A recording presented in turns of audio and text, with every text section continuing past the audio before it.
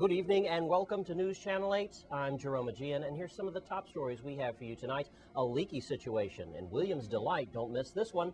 We've got the exclusive. They ignored police warnings. Now take a look at some of the drunk drivers who were arrested over the Easter holiday. And your horse racing highlights are in Sports 411. Stay with us for these stories and more on News Channel 8.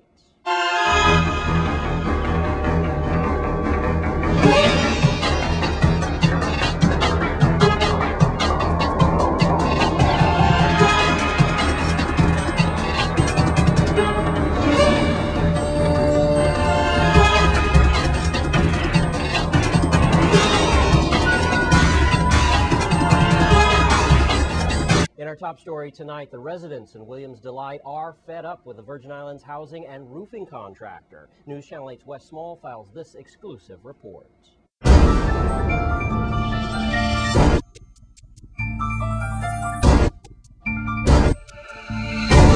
Thank you very much, Jerome. We are with the Quashi family in Williams Delight, where we have yet another complaint against the Virgin Island Housing Authority. As they pass us right there, they've been sending some spies. Miss Quashi's taking time off work because she's just had it up to here. What's going on is the camera pans. You can see the blue tarps and the buckets on the roofs. There's a couple of more houses in back of the cameraman. But apparently this family has been really distraught for some time, and they've been urgently trying to get to Channel 8. I am here. A lot of people are watching you tonight. Millions of people are watching on YouTube. So what is the problem?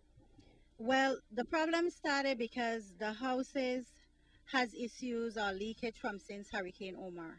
They put tops on the houses. However, they didn't do maintenance work for years. And they constantly not doing maintenance work. Who is they? That's VI Housing Finance Authority. However, they most recently hired a contractor, they said, quote unquote, to repair the roofs. And they're doing not one roof at a time so that the families can be misplaced and replaced after the houses are fixed, or so that they're not completely displaced. They're repairing several roofs, about 6 of them. They rip off the tarpaulin, they grated the roof and made the situation worse. Rain is coming, the houses are flooded. Their idea of putting back the tarpaulin so you do not get water in the house is by resting it on. The tarpaulin was damaged during removal. They rest it back on. They put concrete on the roof to hold the tarpaulin on either side. However, it's not doing its job. On Sunday, my mother went to church, came back home. The tarpaulin flew off, hit my mother. I went to the office. My mother went to the office, complained. We complained to Miss Christian, Miss Williams, Miss Paris in the executive office. The answers they have is that they're having a meeting with the contractor. When is the meeting going to? The contractor is Apple's Construction, which by far don't know what they're doing, and they don't know how to speak to the community or the people who live in the residence. And Miss Christian, Miss Williams, Miss Paris, Miss Apple Construction, they're supposed to be having a meeting. When they're having this meeting, what's the conclusion? How they're going to resolve this problem? Nobody knows. All right, we're going to try to wrap this up, as we could see here. Ms. Quashi, look at this. I just wanted to. We got some serious water happening here, and then as the camera pans over here, look at this. Looks like nobody's sleeping here for a while. Oh, there's water inside the light up there. Oh, that's why it's leaning to the side and it's dripping.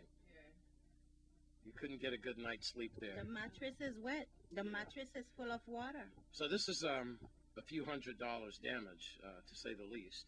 You are not going to be reimbursed. You're not going to be relocated. And they have very poor skills just to communicate with you. Is that what your main problem is? Poor skills to communicate. The assistance in repairing the roof, like I say, if they would put a proper tarpaulin on the roof after they have left for the day, or before they leave for the day, I should say, so that if rain comes, it doesn't leak. All right, so just 5 minutes after we went around to your sister's place, remember that number Yes. 98. We just figured we'd come down the street, and look what we saw. They came behind our backs. I told you they had been like so now, and then the guy from Apple was kind of very upset at me and didn't want to go on camera. As soon as we came, they ran away. Literally, we saw. Why did they do that? Why are they afraid of the media? They don't want to be on the media because they're disrespectful people who do not know what they're doing. They're still coming to us inquiring who is going to take out the rug, and we're trying to find out who is going to take out the rugs and who is going to replace the stuff that's destroyed. So they're very angry. They're very angry. Public Works is intervening. They came and bring some tarpaulin to assist So they're us. helping. They're helping us. They're the one helping us. All right. It's Well, ridiculous. if you're just joining us, this story turned into a breaking story where Channel 8 decided to go around the corner and get another, her family's thing there. And then we just came back, and look what we found. They came behind my back, and then they tried to, I don't know, they put some other tarpaulins up there. And then when they saw us, they threatened us, and they jammed out the way. So we're going to leave it at that. I guess I better get back to the safety and confines of my Channel 8 news desk. I'm Wes Small, looking for security. You're welcome. Thanks, Wes. And in other news, here's Director Hugo Hodge with more on WAPA's role involving the huge Virgin Islands Waste Management Project. Let's take a look. Good day. I'm Hugo Hodge of the Virgin Islands Water and Power Authority. Standing out here at the project out here in Andrew Street by the O. Henry Laundromat. WAPA's role in the project is simply to turn off the water so that the water main can be lowered by waste management. Waste management is doing an improvement project here for the community, and there is a 10-inch water main that's one of the original water mains that were installed back when the water department was under Public Works. That's here that needs to be lowered. We are here to assist in that endeavor, just simply to lower, to actually turn the water off to the customers to enable the contractor for Waste Management Authority to lower the lines. Once that is complete, WAPA will be no longer around or even a part of the project. Well, even though they were warned not to drink and drive, the Virgin Islands Police Department made several DUI arrests over the weekend. News Channel 8's Wes Small has the story. Thanks a lot, Jerome. Well, despite Police Commissioner Novell Francis's warnings, along with Police Chief Hal and other police officials and Miss Melody Rames, drunk drivers still ignored authorities' pleas and demands. On the Easter weekend, Saturated Patrol Special Ops and the DUI investigators netted a record number of arrests. Even with threats by the commissioner that we would give the pictures to the press so that you would be embarrassed in a celebrity-type lockup, you still ignored him. So with that, we have now some pictures and some information on DUI arrests. On St. Croix on Wednesday, April 20th at about 10:15 p.m., Jose E. Serrano, age 41, of La Grande Princess, was arrested after officers saw him speeding in Christiansted town.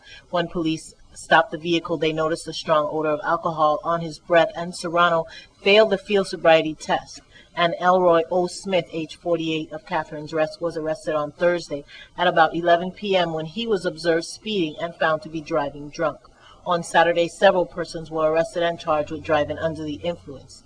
Ernest J. Jaleen, age 47, of Estate Calcahoon, was arrested Saturday at about 7:15 p.m. for driving under the influence. Renee Yan, age 38, of Estate Stony Ground, was arrested for reckless driving and driving under the influence on Melvin Evans Highway. Donald DeWild, age 62, of Estate Shoy, was arrested at about 11 p.m. when police observed him speeding and ignoring posted signs. He was also driving while intoxicated. And 48-year-old Paul Harding, of Estate Catherine's Rest, was arrested and charged with DUI at about 11:30 p.m. at a traffic checkpoint.